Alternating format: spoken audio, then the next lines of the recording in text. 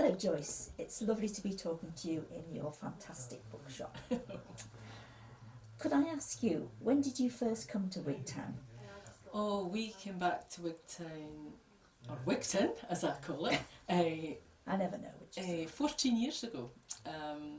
But prior to that, my dad, when I was living and working in Edinburgh, or in and around Edinburgh as a librarian, my dad had phoned up to tell me that there was a bookshop in Wigton, and to my great shame, I burst out laughing because we went to Dinwiddie's or Blacklock and Farris for books, and in fact there weren't many. Was there a book? There wasn't even a bookshop in Newton Stewart, not that I can remember. You would go to the newsagents and maybe get your annuals at Christmas, and the library was a cupboard in Newton Stewart in those days. Yeah, we got full of Annie S. Swan, I remember.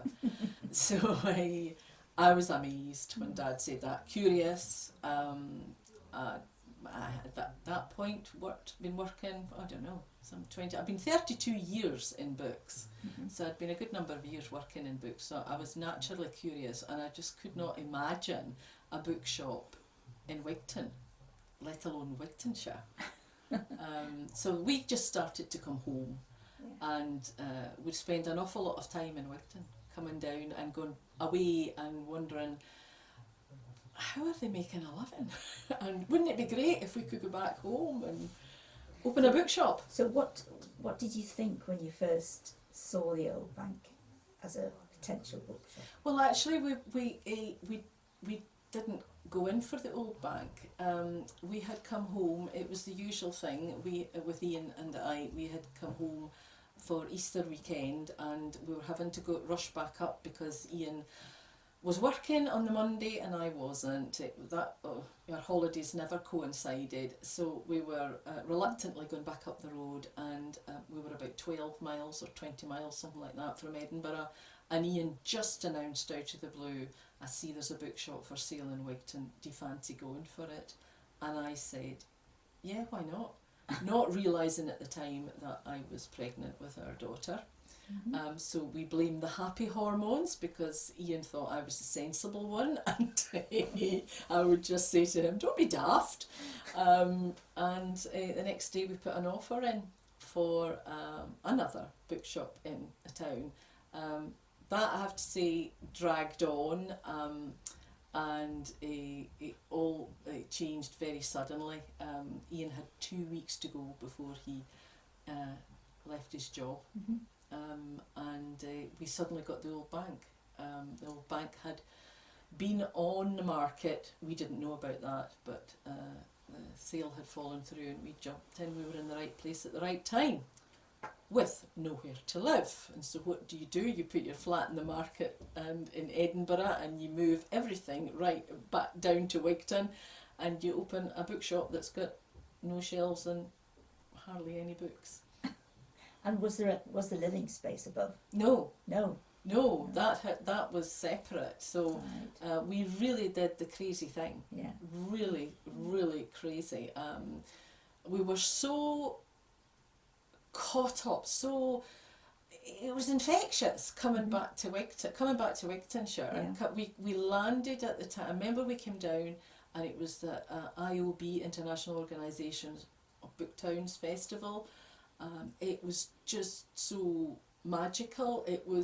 This sounds really strange, but it was so European. Both of us had worked abroad, and we just thought, we want to be part of this. We want to come home, Yeah. and just be part of this amazing town. Good. So yeah, but we had just a wee problem with no books and no bookshelves and nowhere to live. Just a minor problem. Surely, Yes. and a baby on the way. So where did you get your books from originally? Well, I always remember Angela Everett, who was the original owner of Reading Lassies, coming down and saying to us, her favourite word at the time was fantastic. It's just fantastic. And we were thinking, well, hardly any books on the shelves. But Ian had been going to auctions. You can't fill a space like this, a retail space like this, just going to auctions all the time. Angela said, as soon as you open the doors, people will come with carloads of books, and we just thought, yeah, yeah, right, and it's true. We've got to the stage where we're now having to turn people away because we've got so much stock. Yeah. You mentioned that you were expecting when you were finally made the decision, but so how do you reconcile family life with running a bookshop? I'll tell you when I retire, which will be never, by the way. Well, do you know, I've never had to phone someone to ask, can I go to the pancake race to raise money for the book festival at nursery. I've never had to justify what we do, which has been really important. It's not easy. We don't have weekends. We're pretty much open 7 days from the end of February right through to the end of November, but it's a really special kind of life. I wouldn't swap it, to be honest. There are other frustrations of, and I'll not hide that, living above the shop, you're drawn back down, it's difficult to leave leave work as such. Yes. You're not, when you close the door at night, you don't necessarily leave but it's part of our home. Yes. This is our home. So Helena's just grown up in a bookshop, which I think is quite a cool thing to do, I hope. So in your time in Wigtown, what's been your best memory? Well, we've always done things kind of the opposite way around. So we left our jobs and had a baby and opened a bookshop. And then 20 years after being together and so many years into running a bookshop, we decided to get married. And of course that had to happen in Wigtown. There was no way we were not going to not get married in Wigtown. And I always remember Anne Barclay in the festival office teasing me about this and saying, the last people who lived in the Old Bank, I organised their wedding. They've got, you'll get married. And no.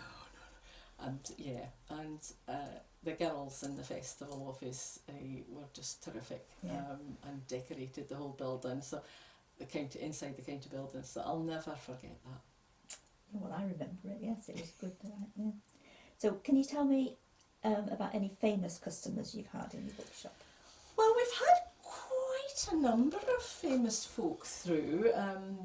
For a while we had the children's tent at the back of our garden, so we were always lucky to have some great children's authors pop in. But I do remember, again in the very early days, this is before we had what we call our magic door through to our upstairs, so we were actually having to go out our main door and round and into the bookshop. And it was late one Easter Saturday, and this guy came in, and Ian and I looked at one another and we thought, we know him. And we were surrounded. I know it's still chaotic in the office, but it was walls of boxes, and we were behind these boxes whispering to one another, who is he? And eventually I think Ian said, we've been trying to work out who you are, as he came in, I'm pleased to say, with an armful of books.